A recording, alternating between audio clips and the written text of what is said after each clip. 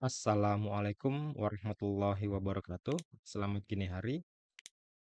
Apa kabar para pecinta catur di seluruh Indonesia? Selamat datang kembali di channel saya, Indo Hobi Catur. Kali ini saya akan mereview sebuah game dari Jan Ludwig Hammer melawan Magnus Carlsen.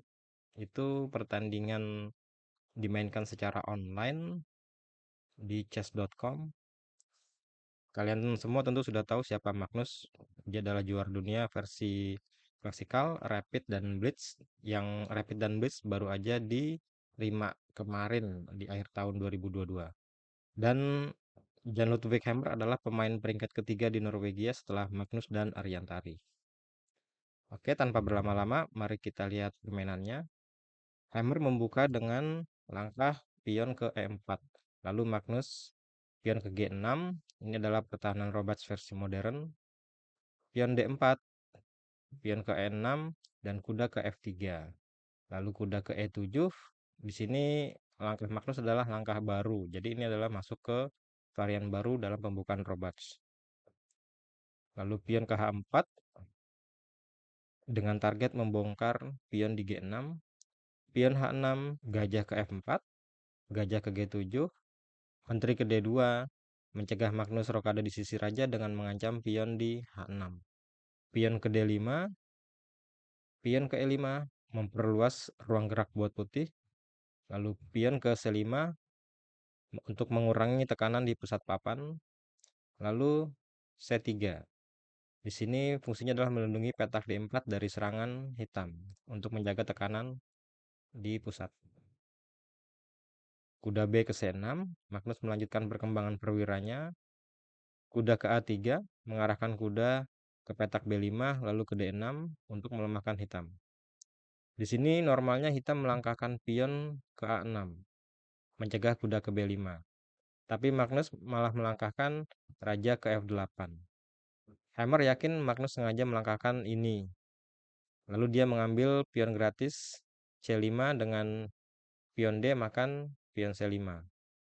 Lalu pion B6 sengaja diberikan demi perkembangan perwira yang lebih cepat oleh Magnus. Pion C makan pion B6, menteri makan pion di B6, dan gajah ke D3 untuk menyerang pion di G6.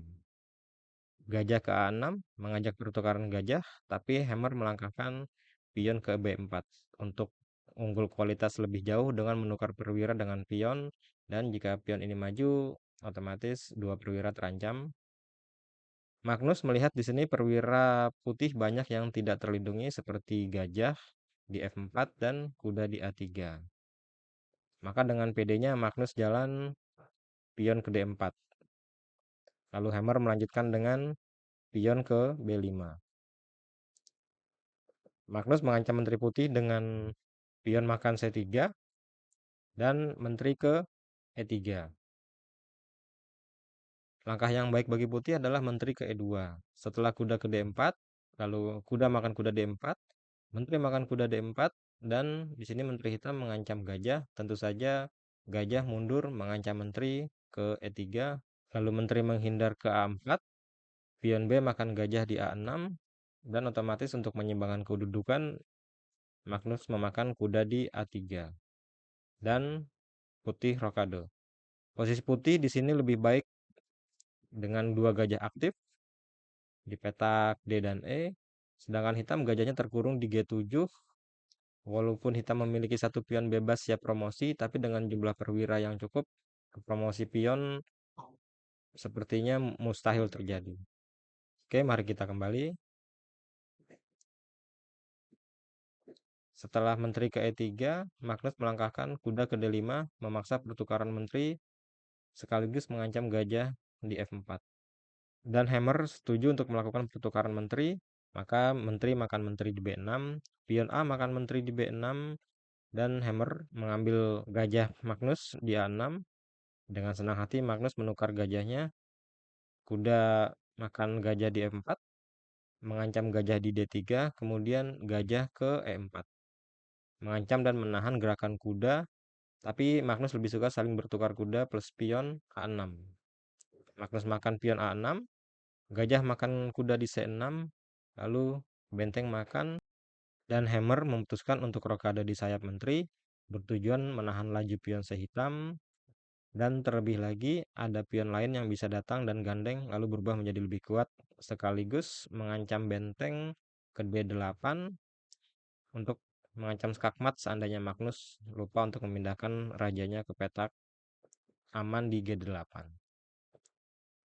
Kemudian Magnus memindahkan rajanya ke petak G8 dan benar saja Hammer segera menyergap dengan benteng ke D8, skak, raja ke H7. Magnus sepertinya tidak terlalu peduli dengan ancaman ini. Bisa saja Magnus menutup skak dengan gajah ke F8. Dan posisi hitam tidak akan semakin terjepit. Dan dengan kondisi dua pion gandeng di lajur B dan C, hitam pasti akan menang karena pion ini salah satunya pasti akan bisa promosi.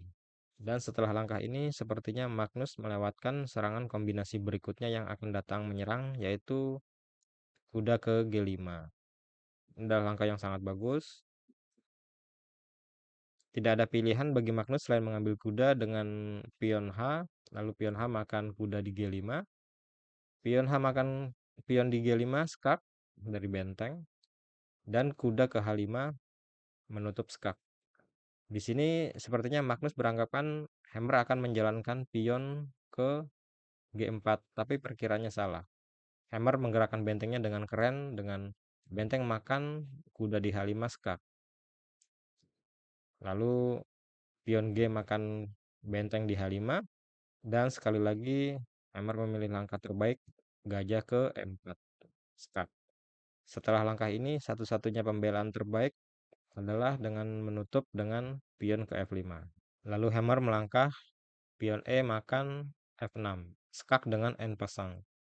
Jika kita perhatikan dalam posisi ini, setelah benteng makan pion di H5 dan Magnus menutup dengan gajah, setelah benteng makan gajah skak, raja menghindar, benteng makan benteng, dan akan skakmat di satu langkah berikutnya. Ini memang bukan pertama kalinya Magnus kalah, tapi kali ini Magnus kalah dengan N pasang.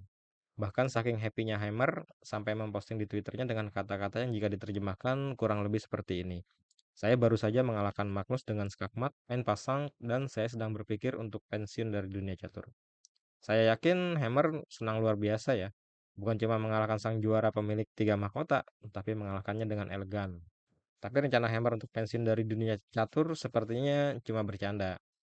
Hammer cuma mengekspresikan rasa gembiranya dengan kata-kata yang sulit untuk digambarkan aja. Oke, sekian saja review video dari saya. Terima kasih sudah menyaksikan. Silahkan klik like kalau teman-teman suka, dislike kalau tidak suka, dan subscribe sebagai dukungan agar saya semakin semangat membuat video-video menarik lainnya. Assalamualaikum warahmatullahi wabarakatuh. Sampai jumpa di video berikutnya dan see ya.